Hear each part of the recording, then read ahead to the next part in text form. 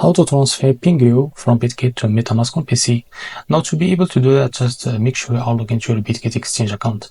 Now head over to wallet icon, click on assets overview. Now from the sidebar, click on spots. Now go here and click on withdrawal. You can see. Now from here, from the token select, search for the PENGU token. Now after you select it, as you can see, make sure you select on chain. Now as you can see, the network is Solana. So as you know, the metamask, if you don't have Solana on metamask, you need to add the Solana network to metamask. So after you add the Solana network to metamask, now just go and open the Radium website.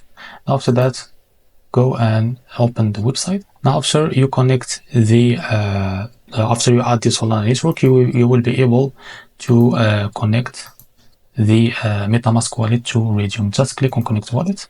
Now as you can see, we can now connect metamask to Radium. Just click on it. Now as you can see, after a few seconds wait, now click on continue. Now this pop-up, it will appear here. It's from Solflare. After that, click on connect. Now open the Solflare wallet. Now after that, click on the receive. Now copy the address. Now after that, go back to bitget and paste the address from here. Now click on next. Now as you can see, you can now send the PENGU. So as you can see, the minimum withdrawal amount is 1,785. So as you can see, enter how much of PENGU you will send. So this is how much you will pay for fees, and this is how much you will receive of PENGU on your metamask. Now first of all, make sure to add the Solana network to metamask to be able to send the PENGU, because PENGU is under the Solana network. And as you can see, you can now transfer the PENGU from bitget to Solana to metamask wallet.